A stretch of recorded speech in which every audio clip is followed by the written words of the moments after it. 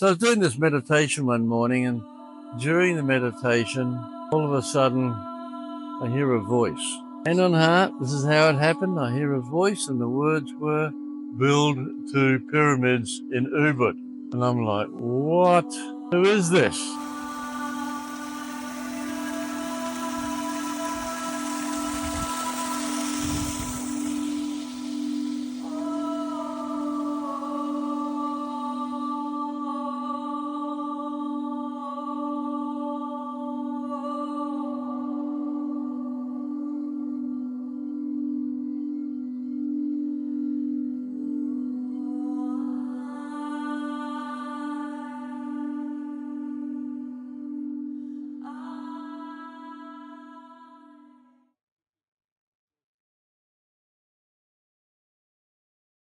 Hello everyone. Today my guest is Peter. Peter is an entrepreneur and he is founder of Pyramids of Chi. So much gratitude that you agreed to take our invitation and that spend some more time with us and tell your story. So thank you very much. It's a beautiful place. You can see here in the background there are two pyramids where the sound healing is taking place already. So Peter, if I may ask you how this idea came to your mind to uh, or even what was the first idea, because I understand What? that this is the final product. Sure. Look, I'm always happy to share that story, Lucas, and it really is. It's a little bit special. It's a bit different, and for those that are viewing, just know that you may not have heard a story like this before, because it is quite a bit woo, as we sometimes refer to it as. And look, the way it all started was back in 2008. My wife and I, Lynn and I, retired. We'd had a successful business career with our own businesses, and we moved to North America. Got a nice big travel rig, and we traveled all around North America. You moved there from where? From Australia, Okay. from Perth, Mm-hmm. and we just loved it. You know, we spent 6 years just traveling around, meeting lots of wonderful people. And then we had to come back to Perth, where we're from, for Lynn to have an operation on her eyes. Now, this is just cataract operations. Most people, when they hit 50 or 60, there's a good chance they're going to need cataracts. And Lynn was one of those. She had the operation, and sadly, it worked. We had complications come out of it, and it was called Fuchs dystrophy. Terrible name. And what it came back to was that her cornea was the main problem, and her eyeball would fill up with fluid overnight. And the result was that the next morning, trying to see, it was like looking through a shower screen. So we said to the surgeon, well, what can you do? You did this operation, now we've got this problem. And he said, well, it may need a corneal transplant. Well, Lynn sort of immediately like, oh, no, I don't want somebody else's eye, you know. Anyway, he said, well, look, why don't you not go back to America just yet? Because if we do get a corneal transplant opportunity, we may need to talk very seriously. So he said, so stick around for a couple of months. Well, we decided instead of sticking around Perth, we'd come up here to Bali. And we had some friends that were up here that had some villas. So we stayed with them. And not long after we'd arrived, I was doing a meditation one morning. Mm-hmm. And we'd gone on a spiritual path back in 2004. We'd had a successful business period. We'd made some good, so it wasn't that important anymore to have a new BMW every year or bigger boat in the marina or anything like that. You know, we were looking for more out of life. So I was doing this meditation one morning, and during the meditation, all of a sudden, I hear a voice. Hand on heart, this is how it happened. I hear a voice, and the words were, "Build 2 pyramids in Ubud." And I'm like, what? Who is this? You know, I'm staying with a friend, Mark. And I thought, that's just Mark being an idiot, you know. And I look at Mark, you are, knock it off. I'm doing a meditation here. You know? It's serious, you know. No response. This was about 6 o'clock in the morning. Right? The sun's just coming up over the mountains. And then I realised, well, Mark never normally gets up until about 9 o'clock. So maybe it wasn't him, but what was it? Anyway, whatever, back to the meditation. Within 10 minutes, in my mind's eye, I'm seeing these two pyramids, which you can see behind me here. I'm seeing in my mind's eye so clearly. I'm going, whoa, okay, what do I do with all this? So I went to the villa and Lynn's still in bed. It wasn't even 7 o'clock. And I went in there and I said something that most men usually regret after they've said it. Darling, because the most response you get from that from women is usually like, what? What have you done now? You know, are you in trouble? You know, what? And I said, well, I've just done a beautiful meditation and be told that got about two pyramids in Bali. What? Well, I pyramids here in Bali. And she said, building pyramids here? I said, yeah, that's what the message was. Crazy, crazy. I'm thinking, yeah, what do I know about building pyramids, let alone in Bali? Do you think about it like pyramids like you have in Egypt or Yeah, yeah. okay. So Like a anyway, little bit bigger than those ones. oh, this is a little bit smaller than those, yeah. So anyway, we were both on what we call a spiritual path. Right? We'd moved away from making money, business, and so we thought, well, no, not we. Lynn suggested, why don't we do some research and find out what it would cost? You know, it seems like a very serious message you received. Why don't we build a plan of, you know, research and what it would cost, and then if it's reasonable, maybe we go and look for some land to build it on. So we did that. The research came back. It was from the beginning the idea that it would be sound healing, or it was just a voice pyramids and nothing else? There was no idea. And may I ask you, before we go further, Yeah, sure. Was a meditation a regular thing for you? Yeah, How long have you been doing meditation before this kind of message occurred? since 2004. So how long? Well, that's 10 years.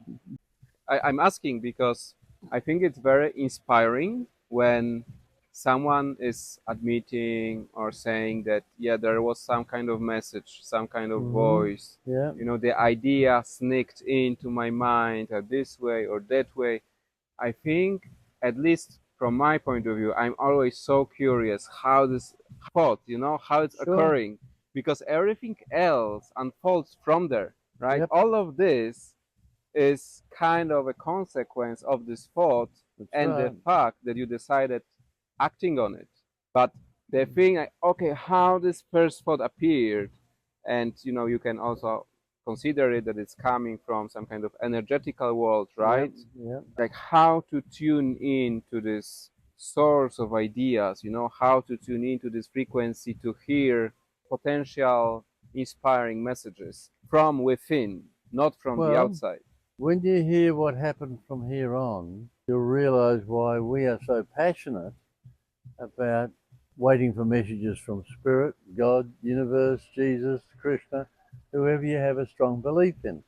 We're not religious, but we do have a strong belief in a higher power, right? So we did our research. It's going to cost $2 or $3 million, which, you know, we had a good sum of that, but not all of it. And so we went looking for some property. Looked all over Ubud. Couldn't find anything that felt right. You know, a bit noisy, a bit too busy, whatever. And then one day we're looking at some land over the road here. Didn't feel good. I came for a walk onto this property, which was a pure rice field, rice growing up to about here. Here, all over the place. Right here, Just yeah, rice it's just field. all rice field. And as I stepped onto the rice field, I got all these goosebumps up the back of my arms, you know. And I'm thinking, whoa. I turned to Lynn. Lynn's right behind me. And she's looking at me with the eyes wide open. She said, I just got, I think, what you just got. And I said, yeah, goosebumps. We made our way down to the bottom of the property here where there's a little river. Lucas, by the time we got there, we knew we'd found the land that we're meant to be doing. Was anything built here? Any building? Nothing, Or no, it was just a land rice field? Pure rice field. A little villa next door, and that was the only thing for miles, you know. When was it? 2000? 2013. Okay. So we thought, okay, well, we found out who the owner was. It wasn't for sale. He was one of the wealthier men in the village. didn't want to sell it, didn't want to lease it, but with the help of Spirit, we got it, right? And we got it at market price, not an inflated price, which we thought we might end up having to pay because, you know, we're new. Yeah. You know, no But one knew it. how did it happen that someone showed it to you if there was it for sale? He didn't show it to us. He was showing some land over the other side of the road here. I went for a walk because that land didn't impress me. I Oh. went for a walk and I felt the energy here. I felt it, you know, and that's when I got So this. it wasn't thing. even presented. So it No. was a willingness to buy. So you saw here, there. You were not very satisfied. Exactly. And then at some point you felt an impulse to just take a walk. Yep. You followed this impulse and you came here and you felt that something is Something special. I could feel the energy in the land. And I think the man, YN, that sold us or did a lease with us, a 25-year lease, he felt our energy as well. And so we did a really a deal on market price, not an inflated, you know, price because we're new to the country. So we went back to Perth. You bought it. You made a deal. We did a lease. You did a lease. Okay. Well, no, we did what we call a memorandum of understanding that for 6 months he wouldn't plant any rice. He'd turn the water off. That rice was ready for harvesting anyway, so that'll give time for the land to dry out. So we had 6 months in which to go back to Perth to raise the money. Right? We had some, but we needed to raise some more. So I went back to see, of all people, my ex-wife's husband. You know? Now that went back to 1987, so that was a long, long time ago. And I'm still very good friends with both of them. Your ex-wife's husband. Yeah. So I said, who was after you? Lynn came next, you know. Yeah, he came after me. Yeah. So anyway, and you know, seriously, I'm glad she did because I never would have met Lynn if he had an affair with my wife. You know? Okay. So anyway, that was meant to happen. Oh yeah. You know? We weren't happy anyway at the time. So I said to Chris, "You're big in financial circles in Perth. How do I raise about $1 million to get started building a couple of pyramids here in Bali, up in Bali?" He looks at me, grabs his glass of wine, kind of almost chokes on it, and says, "Peter, haven't you heard about the global financial crisis?" I said, "Oh, come on, Chris. That was 6 years ago. People have got over that by now. Surely they have." And he looks me in the eye and he says, "Peter, not for building pyramids in Bali. They won't have." And then he starts laughing. I say, "Okay." So we went off after that, had a few glasses of wine and then lots of laughs, and off we went. And then we went home and we were taught how to do a thing called automatic writing. Left-hand writing, non-dominant handwriting. It's like from Spirit, Universe, God, whatever. So the way it works is that you've got to have a strong belief, and we have. We've got that in a higher power. You get a book, you lay it on the table, you write down what you want to know an answer to, and then this thing was, "God, if you want us to build pyramids in Bali, where is the money?" A little bit tongue-in-cheek, you know, but hey, you needed the money. And then Lynn goes into one room, I'm in another room, and we wait for the words to come through. Now, when you're doing this automatic writing, you've got to be in a very quiet place, totally without distractions. The best time's early in the morning or late at night. No distraction, no noises, no nothing. All right? And you know, you bit, and then you put your pen in the other hand that doesn't write. In my case, left hand. And then you wait for the first word to come in your mind. And you write it down very carefully. You don't, you'll never be able to read it afterwards. Right? So you write that word down. And then the next word, you can't anticipate the words, you can't anticipate a sentence. So did that. Lynn comes out of the living room 15 minutes later. I'm in the family room. And she shows me her book. And hers said, "There are people waiting to give you the money." You know, wow. So you read this sentence word after word after word, Yeah. after like you're meditating, and then the first word, and then again meditating the second word, meditating the third word, Exactly. and it all happened to be a sentence Yeah. with a meaning.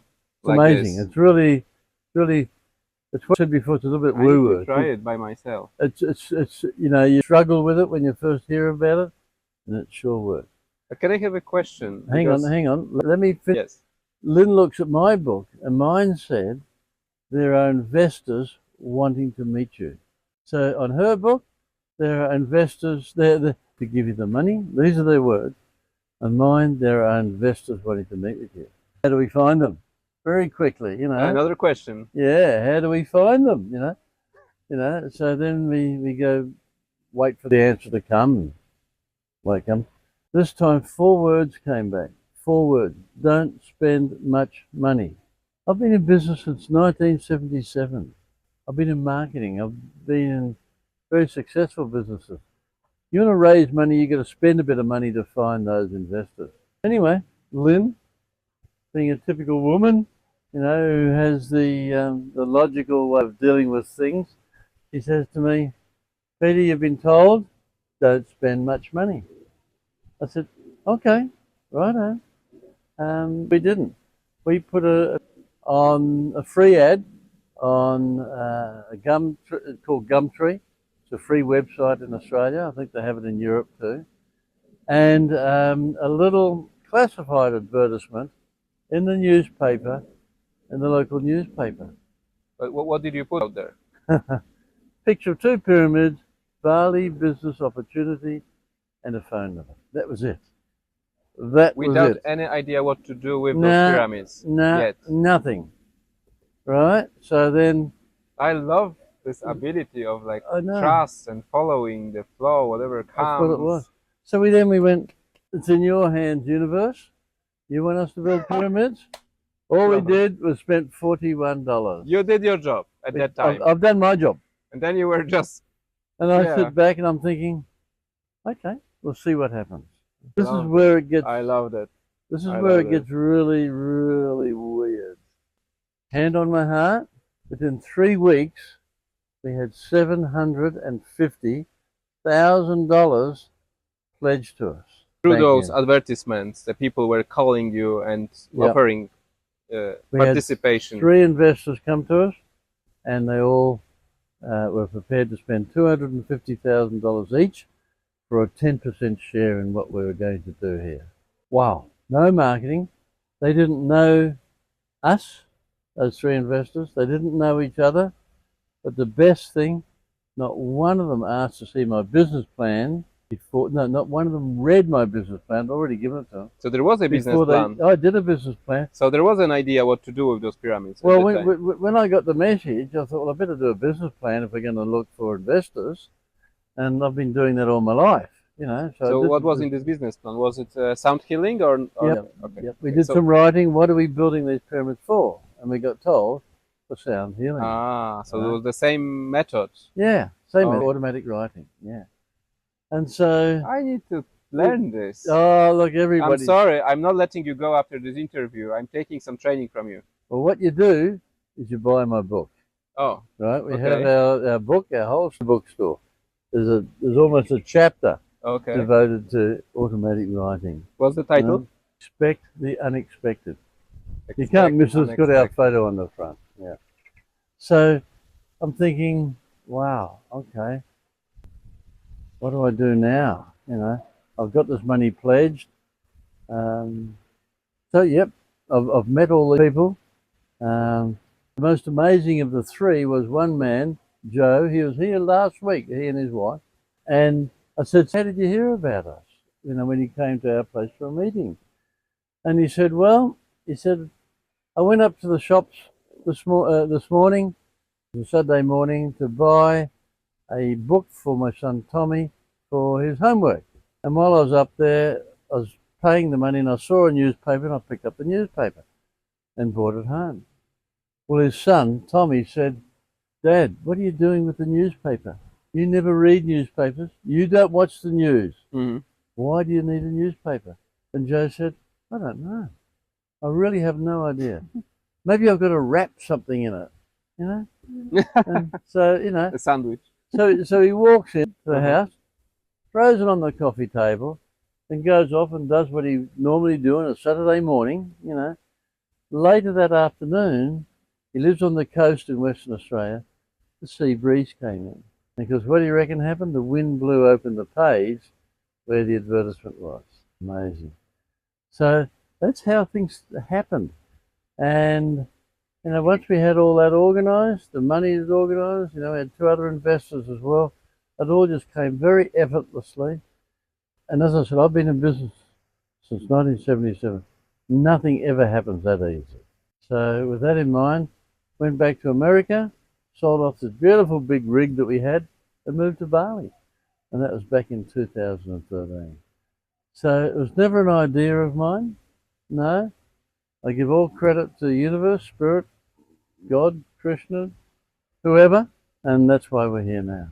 Mm. And who would have thought that we could have raised that sort of money out of doing something as simple as a little classified ad and a little bit bigger ad in a free website? Thank you for sharing this story. Mm. It's truly inspiring for people who also in the future think about some ideas how to create, how to create new for Yeah. others. Well, what's happened? That not everything comes from the brain or from the mind or from your experiences. Sometimes you just need to be open to hear message from within. Totally. I was going back to my office a little while ago, and there's two ladies out the front waiting for our shuttle bus. And one of them called me over and said, "Oh, Peter." And I said, "Yeah, yeah." "Oh, I've just finished reading your book." And I said, "Oh, thank you so much for buying the book, you know." And she said, "Can I ask you some questions from what was in the book, you know?" Same question as you just asked, Lucas. How did you get that idea? I read in your book that, you know, you got a message when you're meditating. Is that real? Of course it is. And so she said, "Well, you know, I'm trying to find my path. I'm here in Bali at the moment. I'm trying to work out." And she would have been in her late 30s. I'm trying to find out what should I be doing with my life now, you know? And I said, "Well, it's very, very simple. Very simple answer to that." And I reached out and I pointed to her heart. You got to start listening to your heart. Mm. The stuff that keeps your ears apart, bit of a joke, right? Your brain only gets you into trouble. We are conditioned from when we're that high to listen to this. Mm-hmm. But that's all wrong. Listen to your heart first. Mm. Don't try and analyze it. Because I can hear you trying to analyze everything I've said so far. And it's very difficult, you know, sometimes to think, well, has this guy lost it? You know, really? Has he got it right? There's the proof. There's the proof. You know, we're now doing well over 300 people a day coming to visit us. You know, we'll probably hit 350 today. And we don't even, this is the part that gets most people, we don't even advertise. We don't have to.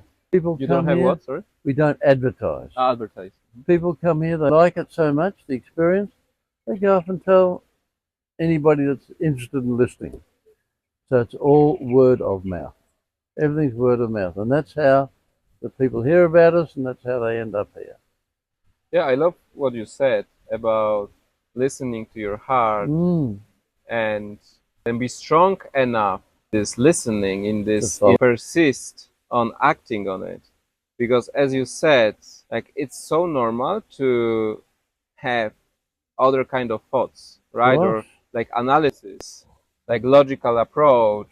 Oh, pyramids, yeah, so on the one hand it's so inspiring at some moment, and then will be another moment, yeah, but what I will do with them? Yeah, but where is the land? You could give up when you couldn't find the land, for example. There was this period, and it's Yeah. like, ah, maybe I didn't listen. It wasn't the right message that I received. So there were so many your way, like moments where you could change easily your mind. And I think this is what is happening very often. Like people even receive those messages from the inside.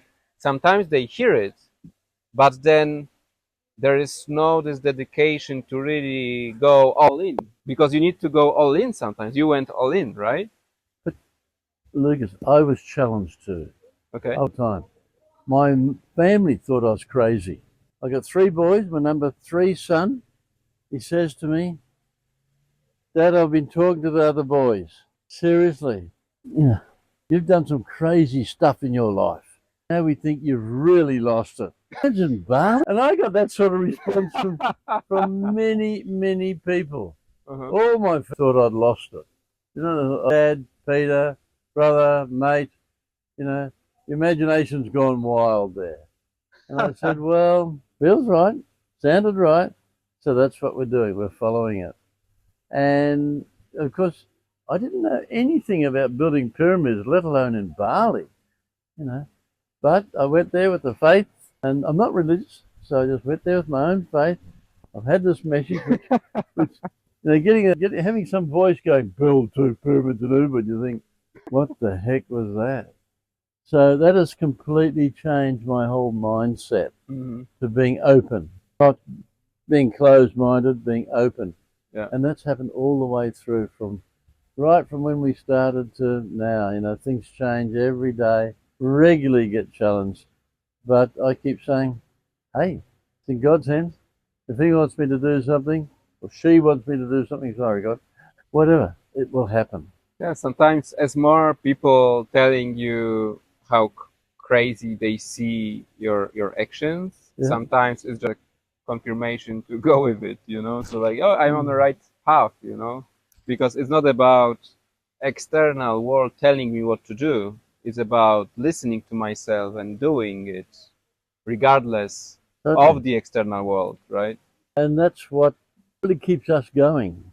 We've had some serious challenges. The pandemic was the worst because the government just said to us, send all your staff home. We had 33 beautiful staff. And my reaction, as was Lynn's, what are they going to eat? What are they going to live on? What does it mean send them home even? Sack them. You don't need them anymore. That's what the government said. We don't know how long the pandemic's going to be here. So tell them to go home. No need going to work. You don't pay them. It's their problem. And what did you do? And so we said, no, we can't. We come on. We paid them every week. Not as much as we were before because the borders were closed here for 2.5 years. That's so there's really long time. Only people living here that ended up coming when we eventually reopened. So financially, it was a very, very difficult time for us. But now Karma's looking after us in a big way, you know. But that was a challenge.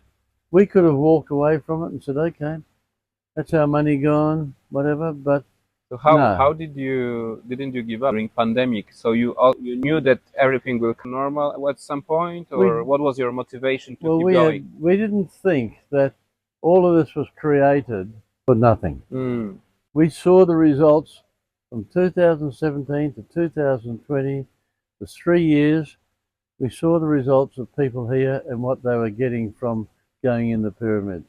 It was very heartwarming. It was very heartwarming, you know. And everything. We had people having emotional meltdowns. We had people having physical reactions.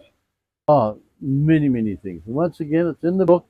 Half of the book is devoted to, the back half, is devoted to stories that I've been given from people coming out of the pyramids and telling me what's happened to them as a result of going in there. Oh, so you captured some stories I got from lots people of them. Lots of them. I got this many stories. I've only got this many in the book there. Oh. Because people love sharing. They love saying, well, I was in there and next thing you know, I'm crying like crazy.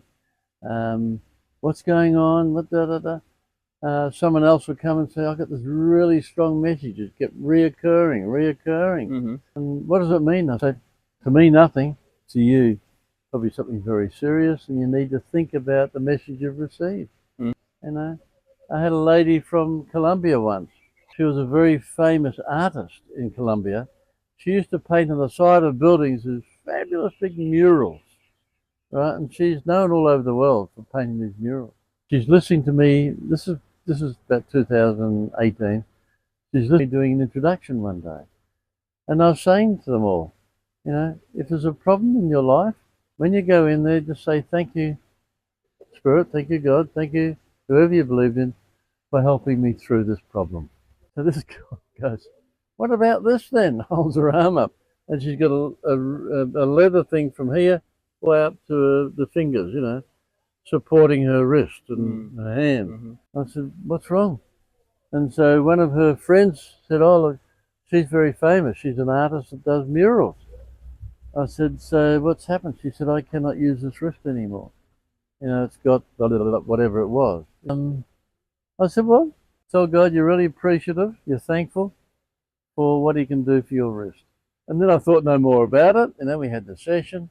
Afterwards, I'm walking through the cafe, and all of a sudden, Peter, Peter, you know, in Spanish, I think it is, in Colombia.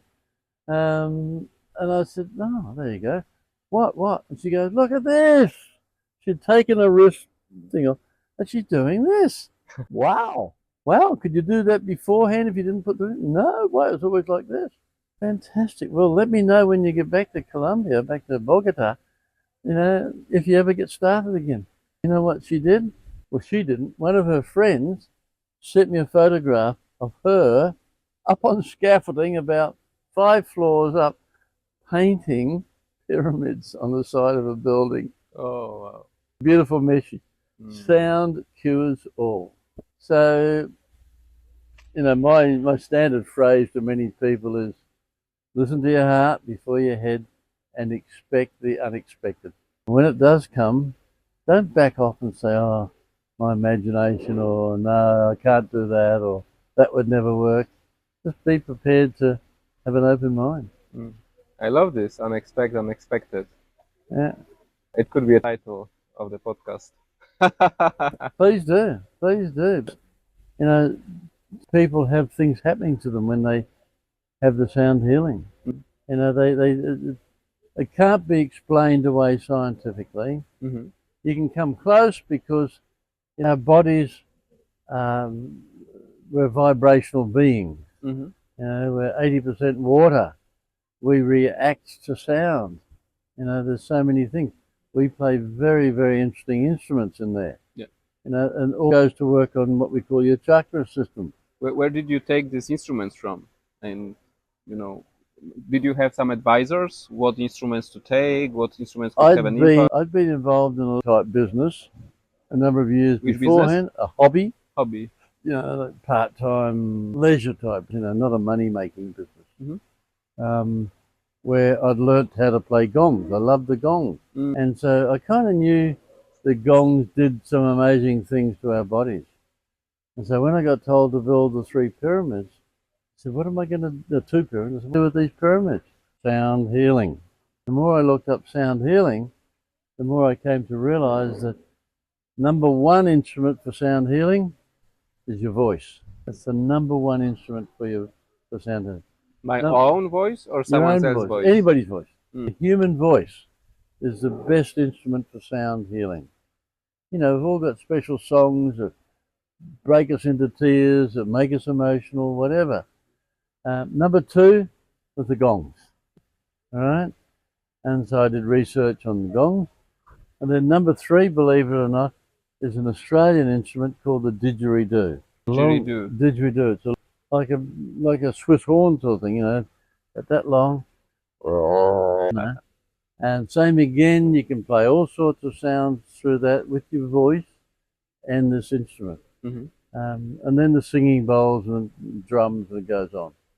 So I've done my writing on that and been told what to put in the pyramids. So that's why we're the only place in the world where you'll find pyramids with sound healing happening within them. And it's a great formula for success. People get rid of stress. The one thing I say to everybody when they go in there, you got any stress now? When you come out, you won't have stress. And I've never yet had anybody challenge me. Never in 7 years have I ever had anybody say, "Oh, you said I wouldn't have any stress, but yeah, I'm still stressed." No. And how the idea of another pyramid came up where you have those beds, water beds? The water beds, yeah. Yeah. How did it? That was an idea. That was one of our associates. He used to do massage. And he put some speakers underneath the massage table. And when he's doing the massage, people would think, "Oh, it feels so good," because the sound would come through the massage table. And then the more he thought about it, he thought, well, what if we made water beds? And what if people laid on water beds and we put big speakers underneath there, and then we had some lights above that worked on your pineal gland. You know, just grew and grew, and now just about full all day. Mm. So it's all what we choose to believe is that we're here for a reason, right? And there's nothing, you know, I've had 50 years of marketing expertise and experience. I've got a degree. None of that matters. It's what we're given that's what matters. Can I ask you about the time before you started meditating? Mm-hmm. Like you were very young person, and how did it happen for you that you turned into more spiritual path and you started those kind of practices like meditation? Like what happened in your life that you chose this path? I wasn't very young. I was 58 when I started meditating. Okay. When So when now, I how old are you now? I'm Really? yeah. I built these two pyramids. Because I would say like around 58. That's why I Oh, was so I surprised. like you. Thank you. Thank you. No, I'm building these pyramids when I was 65. People said, "Oh, you know, There is at your never too age." late. It's never No, too late. Like it depends on the moment. You feel the moment. You just do things regardless of anything else. totally. Age doesn't matter. It doesn't matter at all, Lucas. You know, what I mean, people used to say to me, "Oh, Peter, you should be out playing golf or something." And I say, "No, I love doing what I'm doing here." My wife took a photo of me when we were building these pyramids right at the top, 10 meters high. And I'm sticking my head out going, "Hi, darling, enjoying your lunch?" You know, she's with a couple of her friends and they're going, "He's crazy. He is absolutely crazy. What's he doing up there?" You know, because I had to climb up on the framework, you know. But what you said so succinctly a moment ago is never too old to try something new. Don't let anybody tell you you can't do that, let alone this or anything else. You're never too old to try something new. Now, I read a beautiful article on 6 months ago about a lady that went back to university. She was 91, right? And she wanted to get her degree in philosophy or whatever it was. And she was like everybody's grandmother, you know? And the whole class that she went through for 3 years just treated her like grandmother.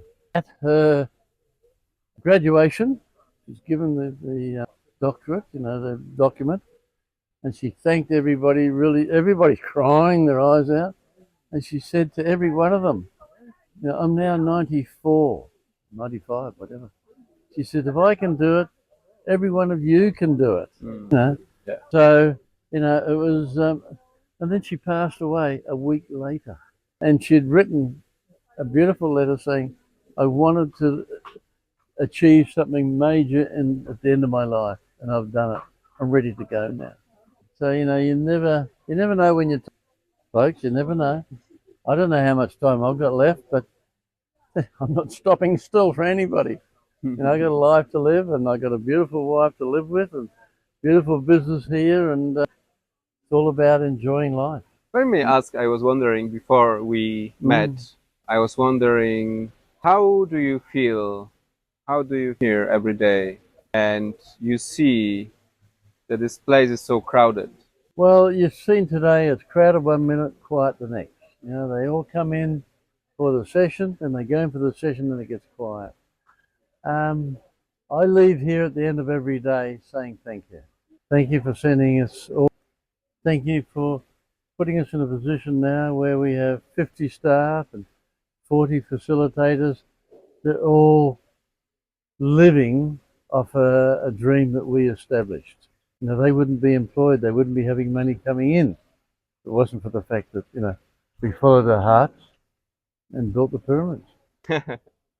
I know it's hard, mate. It's hard because you're some of the things I'm saying because it doesn't sit well in some cases, you know, with logic. No, I'm not struggling. I You think it's know, really that's good, beautiful. I mean, wonderful. the fact that you see this as as a that is by something that came to, so you even don't take it as your own only success. You see this as a like, kind of energy going through you, like initiating all of this. And now you talk about this as like a sheep that can, that so many people can be in this sheep, and sharing this dream with you. So it's really beautiful. It resonates with me. Well, Why is it the pyramid shape? Is it something that has some qualities in terms of sound spread or echo? that's the best question you've asked all day, Lucas. Seriously. Pyramids are built according to sacred geometry. Okay. There's a thing in this world known as sacred geometry. Many things. Even the city of Jerusalem was built according to sacred geometry. All pyramids around the planet have all been built according to sacred geometry. Mm. They have an angle at the base of 52 degrees. Mm-hmm. They have one wall, this wall right here, facing true north, not magnetic north, true north. And that's the same wherever you are, on any pyramid. And there's pyramids on every continent, under every ocean, all around this planet. So, as you mentioned, you had support during all this journey, right? Fabulous. That support, when you said that when you were walking here, seeing these rice fields, your wife was with you. Yeah, yeah. So maybe you could let us Sure, look, know a little bit more about the formula of the happy long-term relationship. we had this attitude that we put the other person first. I always put Lynn first before me. She always puts me first before her. And it seriously, seriously worked. And so then, of course, we have this balance where Lynn loves doing accounts and spreadsheets and staff rosters and all those things that I hate doing. I can do them, but I don't enjoy them, right? She can do what I do as well, which is talking to our customers and looking at new buildings and stuff like that. But she'd rather be doing what she does best. And so we don't compete with one another. We don't compete, we're balanced. We live, eat, and work together 24/7. Even at night time, when one of us gets up and goes to the bathroom, comes back to bed, invariably disturb the other person, you just reach out and just touch them. Just acknowledgement. And it's beautiful, And so, yeah, we're madly in love with each other, and we have been so since 1995. And being in love doesn't finish just because the honeymoon's over. Seriously, you can keep on being in love forever. You really don't have to say it's all over now because it doesn't have to be over. And so, we work in business well together. We work in love together well. Our families get on really well together. And I think that's when you put all that together, it helps to have a good relationship because when we're making a decision about anything, we always talk it through. Mm-hmm. Not that, oh, I'm going to do this. It's, what do you reckon we should do? And so we discuss it. And at the end of that, we come up with a reason why we should be doing something or not doing something. And I value her input as much as she values mine. And we always come up with something that makes sense and is balanced. And we have 17, 18 investors involved in our business. They're all, they think it's great because we send dividends off to them on a regular basis. They visit us constantly. And it's nice being in a business where everybody's happy. And so, what would be your advice to the young generation where there is those relationships very often finish quite quickly, then you switch to another? Well, I had this conversation with one of my sons who was up recently.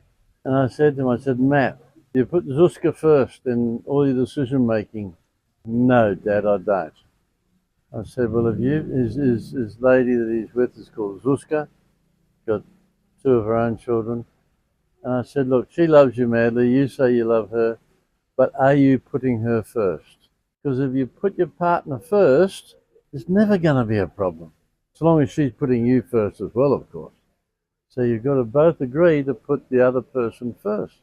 And if one of you gets up to do the washing up after a meal, well, then that should be the person that didn't cook the meal. Because if your wife cooked the meal, then your husband should get up and wash up the dishes, not leave it all to the other person. Simple little things like that. So simple and easy to do. It's about putting your partner first, not being selfish. And certainly don't argue, folks. Don't argue. Nobody ever wins an argument 2 or 3 weeks after it's happened. 2 or 3 weeks later, 2 or 3 days later, people have forgotten what they're even arguing about.